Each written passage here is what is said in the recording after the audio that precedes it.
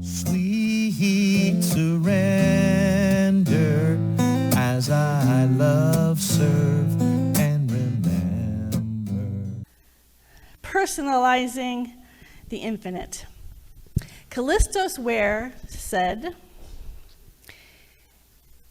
"The whole universe is a cosmic burning bush filled with divine fire." The whole universe is a cosmic burning bush filled with divine fire.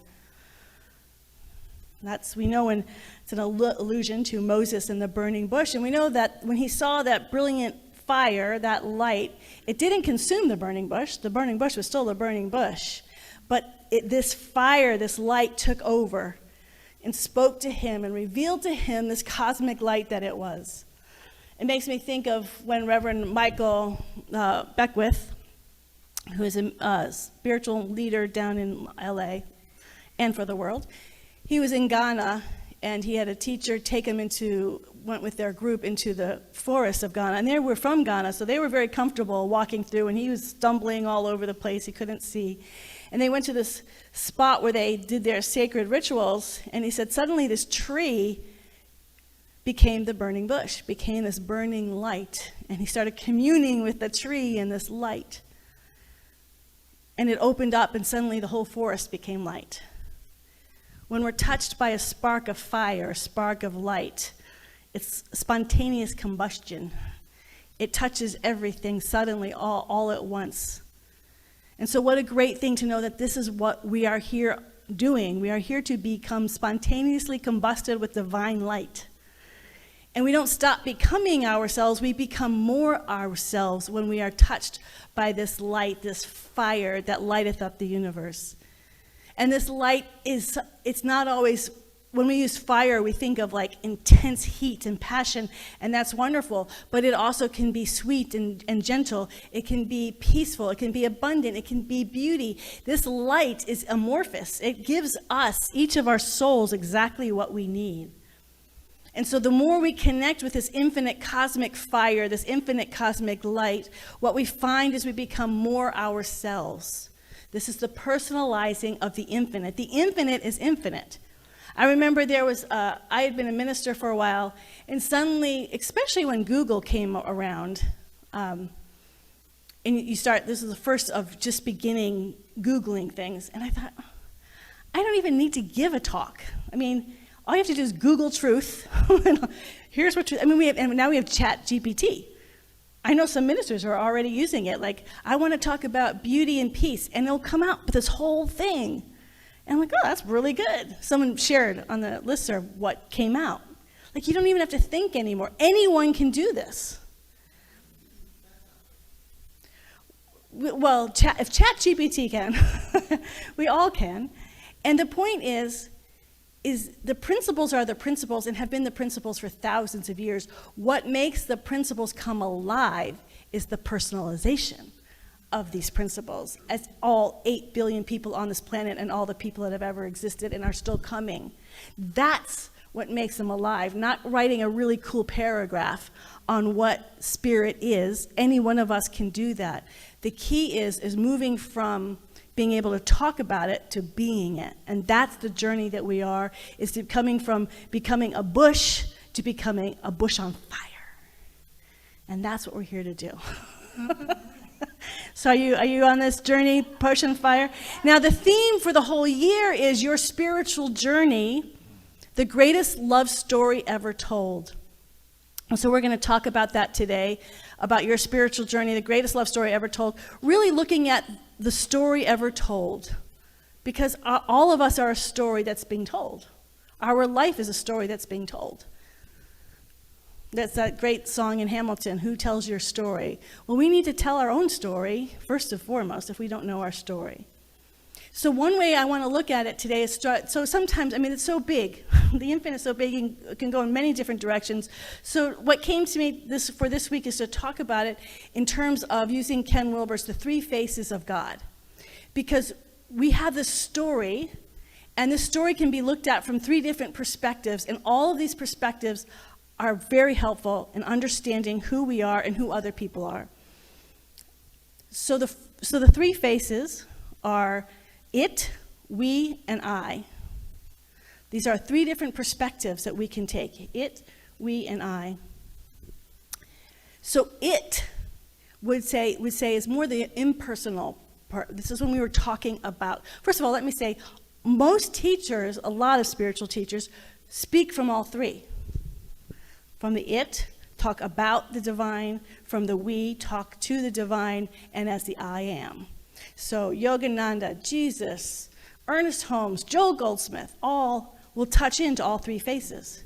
So the more you connect with all 3 faces in your own story and be able to embrace all of that, you become an even more fuller burning bush. Because all of these 3 faces are of the light. These are all ways to understand the light as you. So the 3rd person, it, feels almost like the most cold because it's about. So 3rd person is when we're talking about something. So I can talk about God, right? Well, just imagine yourself doing what we call in our teaching a treatment, but a 5-step prayer. We start with talking about God. So we're talking about the greatest love story ever told. So we can, I guess what I want to say too, behind all of this is why this context is important, is because it's a way to use words and language and imagining, because what brings the fire alive is this ability to imagine something beyond what we see or understand. We start using words, and words, as we know, are just fingers pointing at the moon. They're not the moon itself, but what the fingers do is give us the path to see the moon. If I don't even have a finger pointing at the moon, I might just be looking around here the whole time, miss it altogether.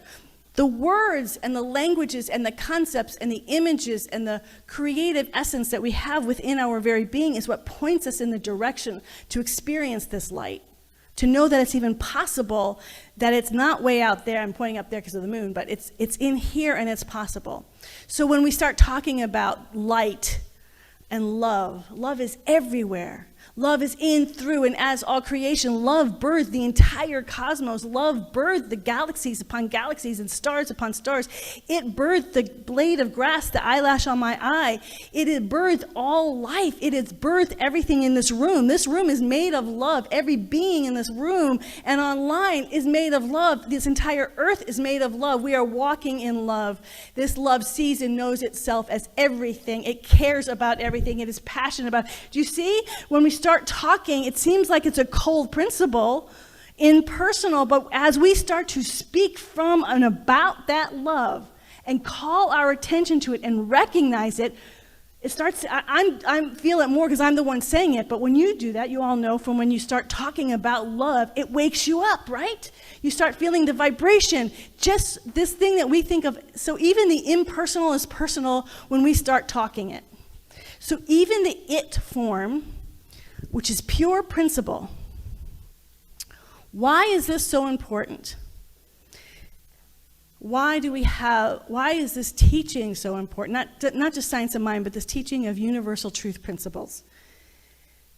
Because it allows us to see these in everybody and everything. And so even when situations are unfamiliar or we don't know, if we have an understanding of this love that is everything and everywhere present, always already, like we know that as a principle and speak that, even when we're around something that makes us uncomfortable or is unfamiliar, so often things that are unfamiliar can be uncomfortable, we can always go back to principle. Today is Gay Pride Day, biggest Gay Pride Parade is in San Francisco today. I have my Gay Pride sandals on. So I grew up a lot with race discussions, but I didn't grow up a lot with the LGBTQI discussions. But it was just part of the principles. Love is everywhere. Love is everything. So I was already pretty open-minded, and had experiences along the way. But it was when I was at Agape, which is a spiritual community in Los Angeles. One of the women on our staff, she fell in love with this guy, and he was everything she'd been looking for. He's an architect, handsome, she just thought he was the coolest thing. He wore the coolest clothes. And they were in a program at University of Santa Monica, a Master's of Spiritual Psychology. And at the time, it was a rockin' program. So many people were getting their practitioner license and then going there for their spiritual psychology degree. I know so many couples that met in that program because it's so much about finding your true self. And so she met this man in that program. But as they're going through the program, he goes into these deep depressions. And it used to devastate her because she didn't know what to do about it. She couldn't shake him out of it. Nothing she did was helping. And he'd been going through these deep depressions his whole life.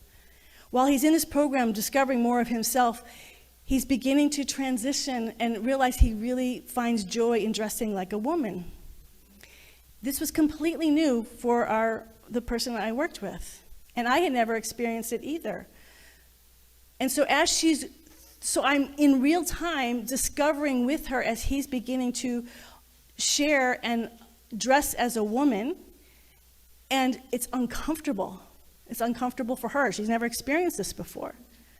But the one thing that never changed, not once, was did she love him? Because she already was in love with him. She knew who he was. And so to watch someone go through that process of exploring her own discomfort, felt safe enough to be able to talk about her discomfort, to just go, well, I'm supposed to accept this, so I am, because this was someone she was deeply involved with. This was her intimate partner. And it just grew, and as she's growing, we're all growing. We're all dealing with our own discomfort. This guy that we now know is now transitioning to a woman, and how to, the one thing this is the power of principle, and why principle is so important. And why it's so personal, even though it doesn't seem personal, which is there was no question of rejection. That wasn't on the table ever. The only thing that was on the table was to deal with our own stuff around it. And to do that, you have to also feel like there's enough love where you can be honest and share that. Always knowing that the intention is, I want my heart to have no walls. And this is the journey that we're always going on, is when we're around something that's different, to open up our heart.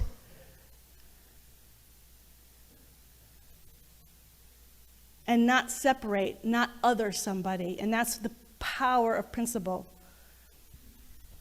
Even with the LGBTQI rates, we know there's people who are trying to take some of those rights away now. It took forever. To me, it was insane how long it took just to get marriage legalized. And then we had, because this was a big issue actually in CSL. This was a big shift for us as an organization. Because we were an organization about principle, inclusive, but there was also the organization saying, no, we're not going to take a stand for legalize. This was back in the early 2000s.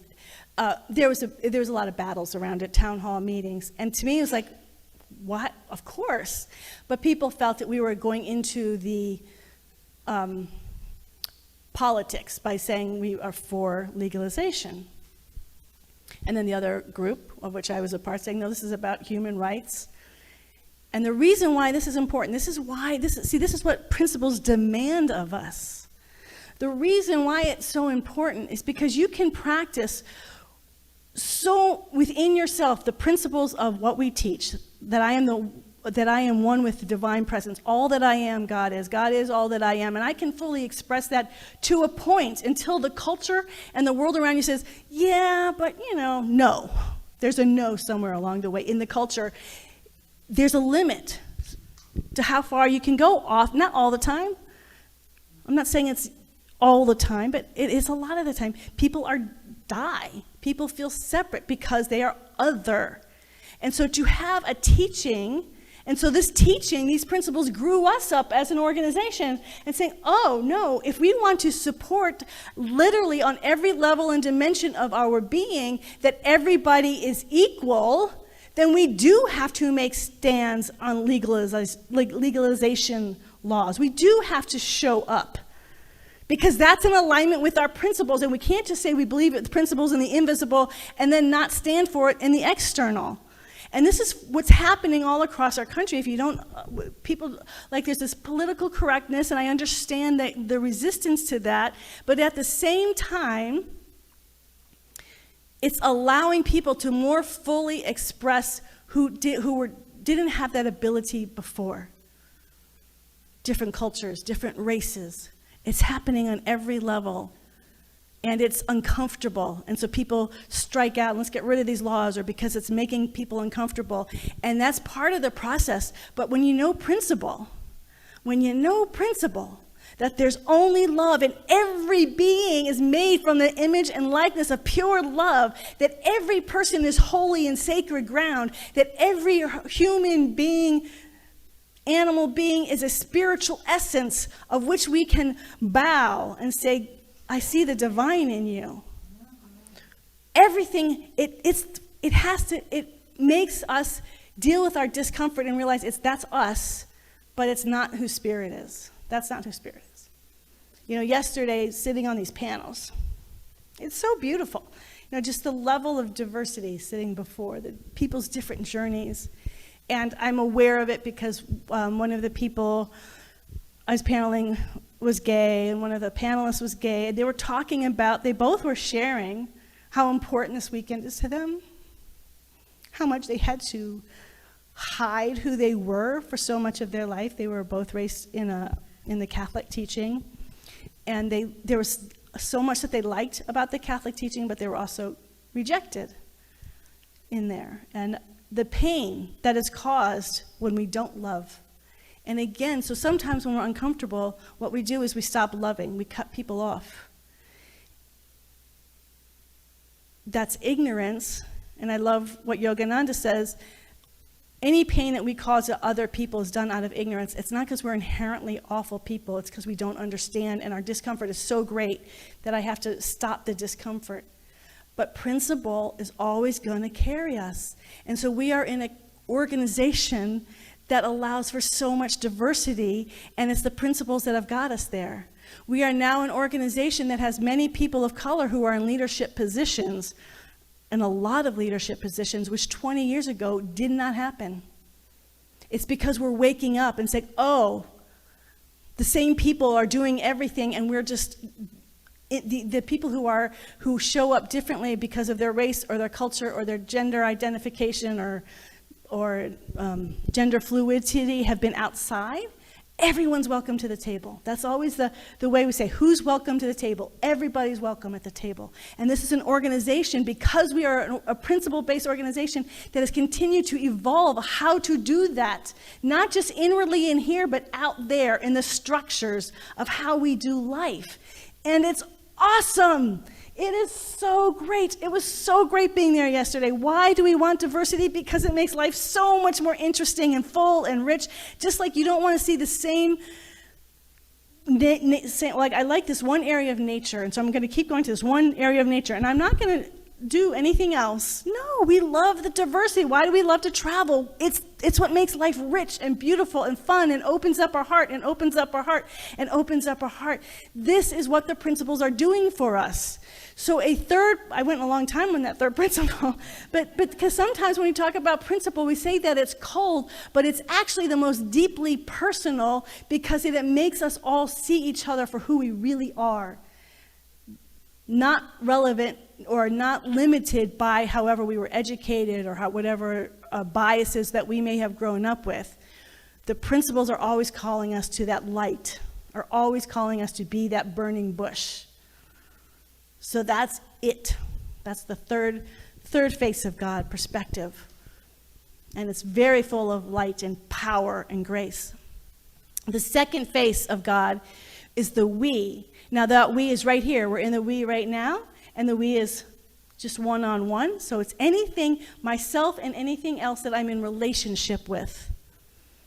Now in the infinite, as we know, many people, I would say most of people here, I know not all, were raised in a Judeo-Christian background. So there was the divine was separate, a God far off.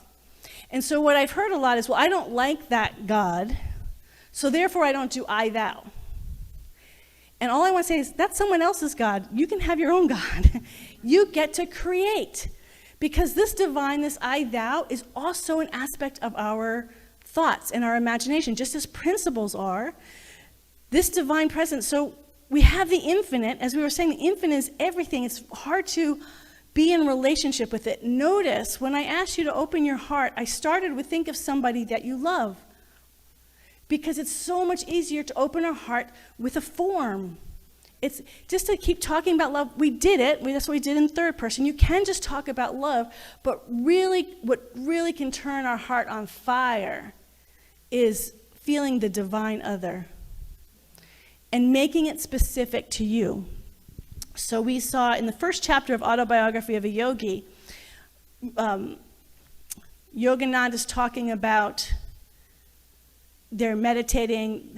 His parents' guru is Lahiri Mahasai. They have Lahiri's painting on their altar, and they meditate with him. So they already have form. They have the Brahma, which is beyond all concept, and then their guru. But they move around a lot. And one time they moved to a house, and they put a corner for the Divine Mother. And Yogananda, who's already connected with his spiritual self and meditating, he says when that corner for the Divine Mother was created, he suddenly felt like he could have whatever he wanted. Like he felt an immediate connection. Like this is the power in my life, the Divine Mother.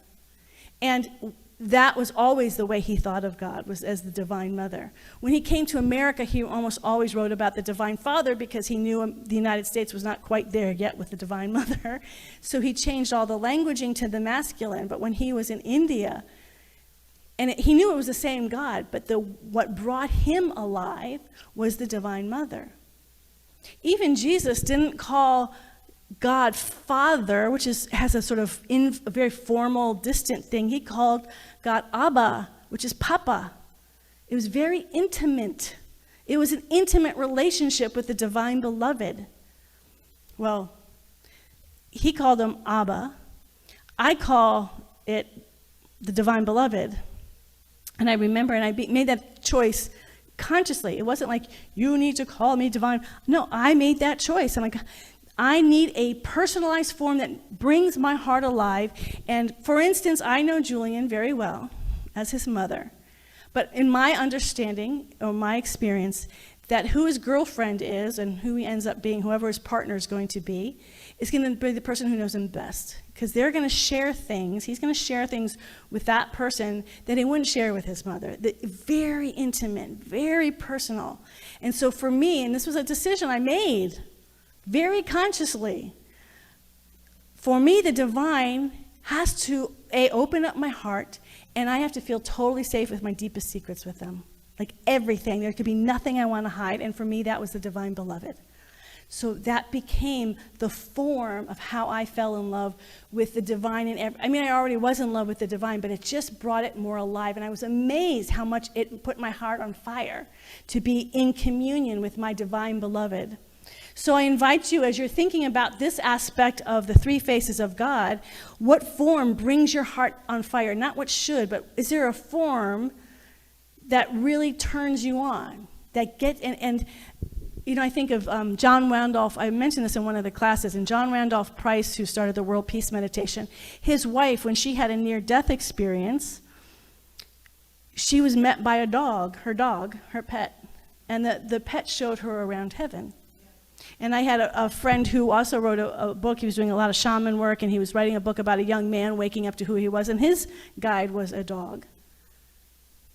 So it doesn't have to be a person or a being, but there's two keys. So, and I love this thing that Yogananda's mother says.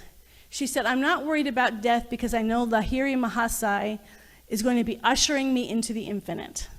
Her spiritual teacher is going to be ushering her into the infinite. So that's a really great way in our autobiography group. We're going to talk about that on Tuesday.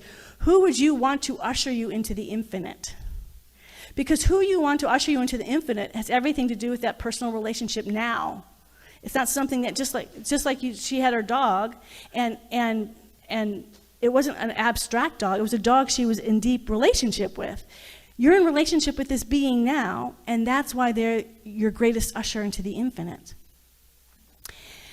And one of the things I was thinking about as well is that often I talk about who do you resonate with as a heart, an image that you feel an emotional connection with.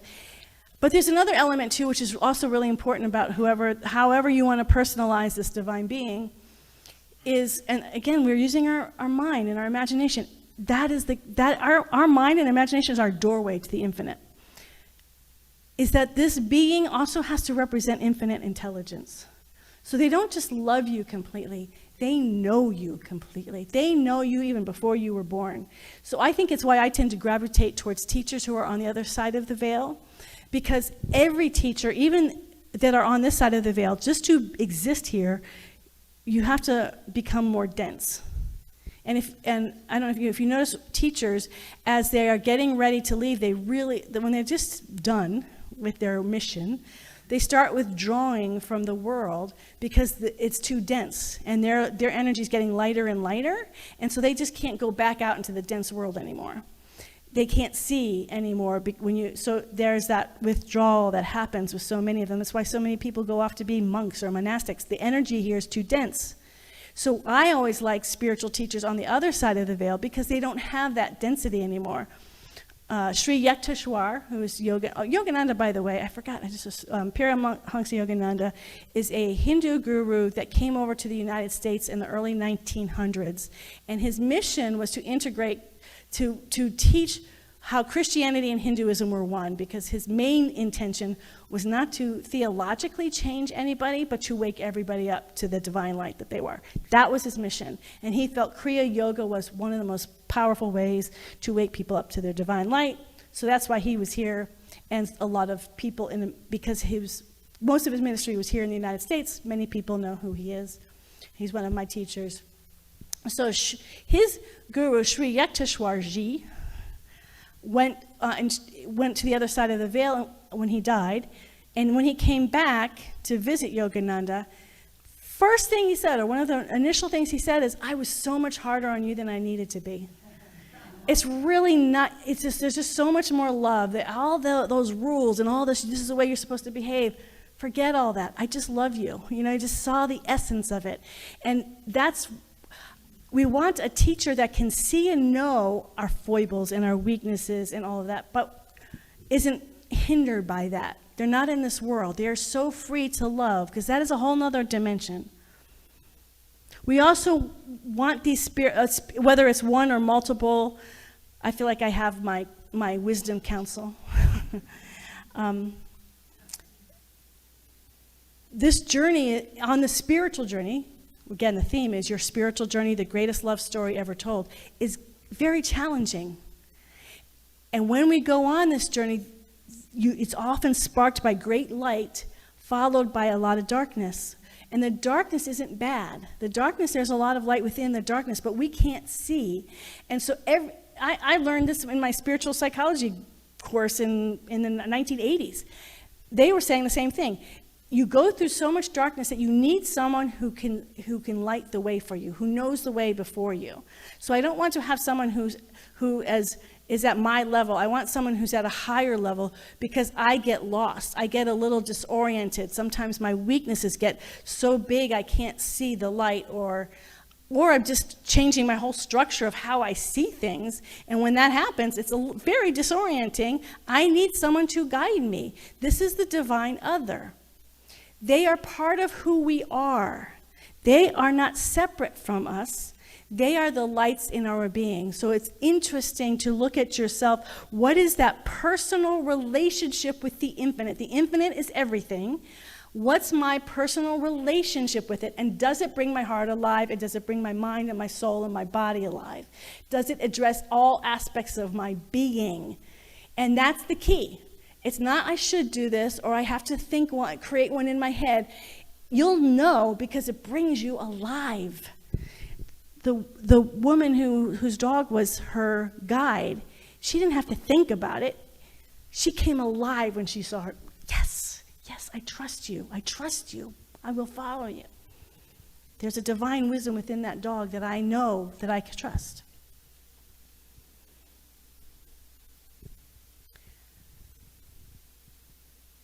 We also need to know that we're loved all the time.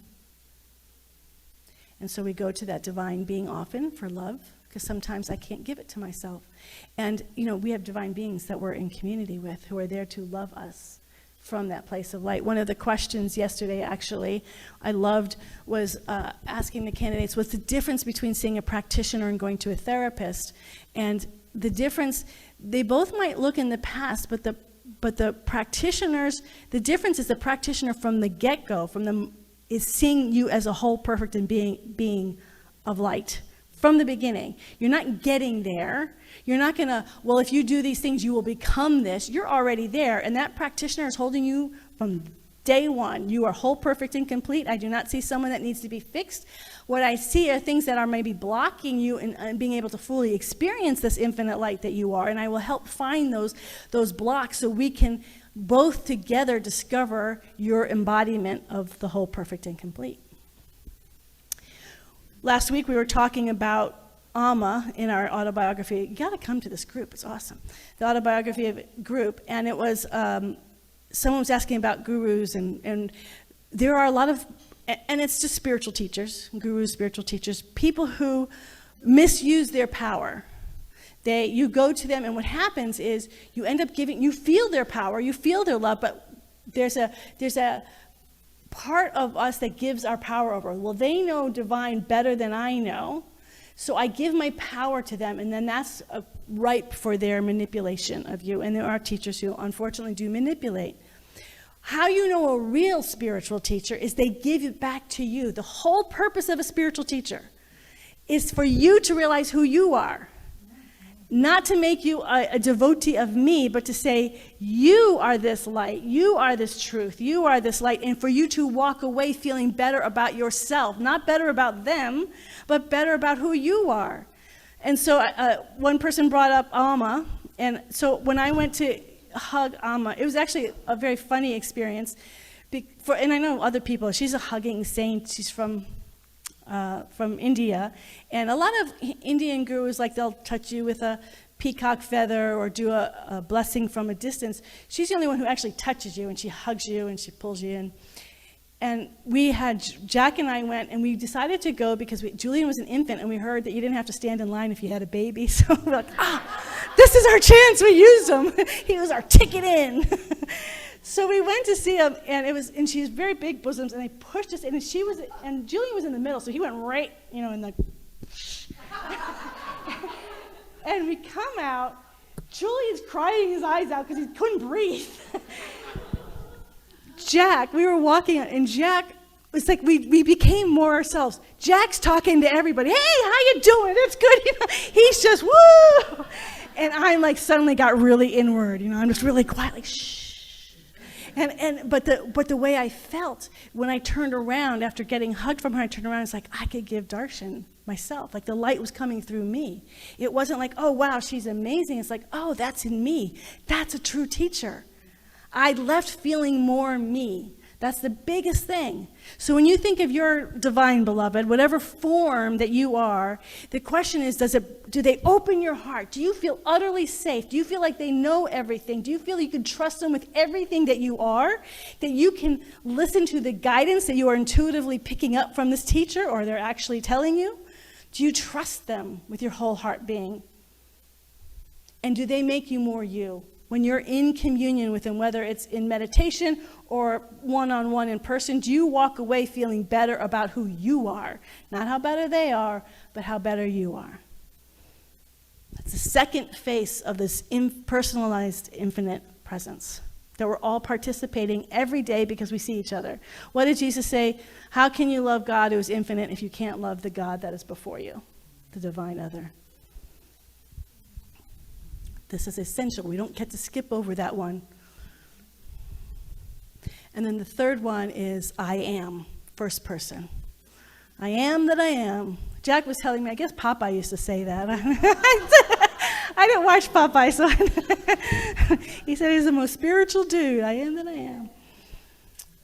And this is the presence and the power that knows itself as the I am. Just as when Amma gave me that hug in that moment, it didn't last very long, but in that moment, I was like, oh, I'm the burning bush. That's that quote. The cosmos is the burning bush, but every one of us is the literal burning bush. That it's third person, it's second person, but it is the I am that I am. And we get to speak from that place. And so I love in our teaching, people come in and they speak with authority. They speak with this presence of, I know that I am one with God and that there is a power and a presence moving through and as me, and I am the place of creation, that it is creating through my awareness, through my words, through this imagination. These things are coming through me. I'm not humanly creating it, but I am a vehicle of that creation moving through my awareness, that this awareness is speaking itself through and as me. And I've shared this before. I actually had a lot of I am experiences because I used to do mantras of I am, because I was reading Ramana Maharshi, and it was all about I am, or who am I really? It's all I am. In our teaching, I am. I do I am, an I am affirmation every day, multiple times.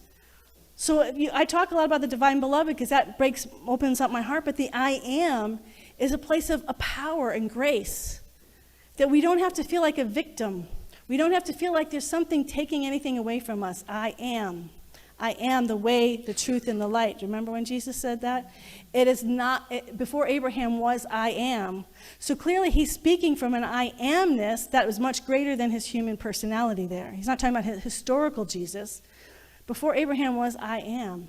I've experienced when I was doing this I am mantras, Julian was little and I was jogging with him, and I was like way outside, and I experienced the stillness of that and my body jogging inside of the I am, right? Some of you have experienced this. I could see the nods of, yeah, I've had that. Because we're the I am. And it's so natural. The funny thing is when you start to experience it, like, oh yeah, I've been this my whole life. It didn't just come, it didn't just show up, it's just been there, we're just recognizing it. This is also an essential part of our personal story, to know that I am. That I am free, I am unlimited, I am powerful, I am beautiful. And again, this is not the ego, this is very important, this is not the small self speaking from this place. It is that which is unified and knows that it's God union. So every mystical practice is about God union. And in our teaching, we just sort of start there. Some people have to spend a lot of years getting there, and that we still have to spend a lot of years getting there in consciousness. But we have the concept, I am one with the I am. So we speak from the I am. That's why when we're in classes, we do a lot of affirmations with the I am, because we know there's a power in claiming the I am, and it's not out there, it's inside of us, it's within me. And the divine other is also teaching me about the power that is within me, and the personal and the principles are teaching about me. So we're all becoming more about fully expressing who we are. Now for me, the reason why I went back to the divine beloved after having a lot of experiences of the I am, because this resonated with me, I know it doesn't resonate with others, is I actually got kind of lonely. That I'm in this I am, but I need other people. And I don't want to just see you as an I am. I want to see you as Michelle, and I want to see you as Jerry. And I want to see Gloria. I want to see and feel all the variety of the I am. And I'm still human, so when I say I am a lot, I get confused. And I start to thinking it's my ego, it's my small self. And then I get limited. So I go back to my divine beloved to be humble, to be realized, no.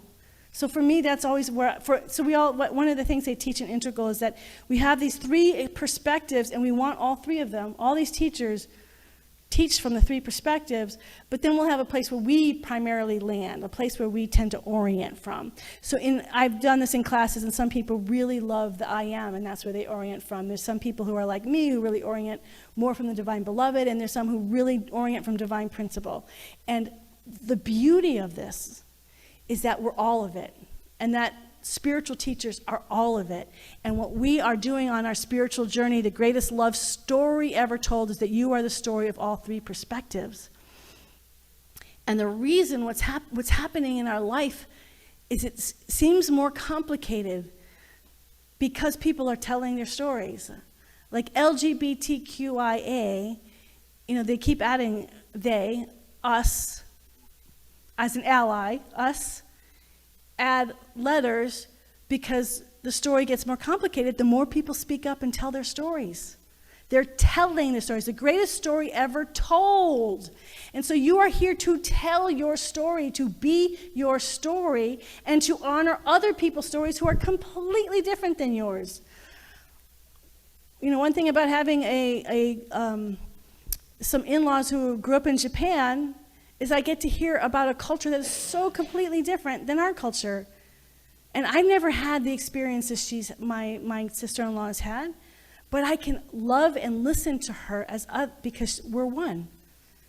This is the greatest, and I'm saying that because when we tell our personal stories, we actually open our heart to more. I think there was a confusion like, oh, this is so narcissistic, it's all about me. But the more I find out about me and I'm an infinite being, the more I actually can hear and know who you are, and it opens my heart to others. So this is not a narcissistic practice, it's all about me. But in knowing your story, the three faces of God of your story, how you show up, what actually it does is deepen your connection with all beings everywhere, even people you've never met, who have a very different way of seeing the world, who experience things differently. We can't help but open our hearts to them because we know who we are as infinite beings. We see them as a part of us.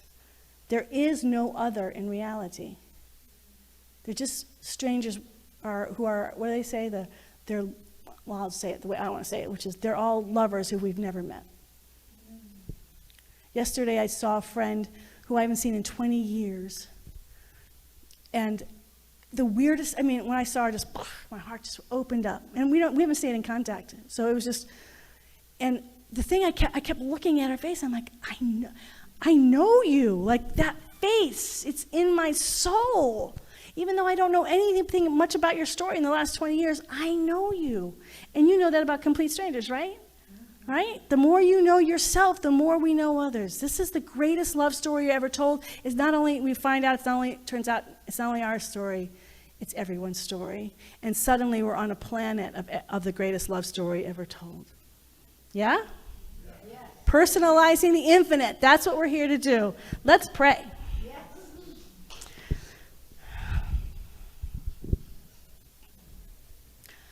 I love hearing the yeses of my divine beloved in this room and online.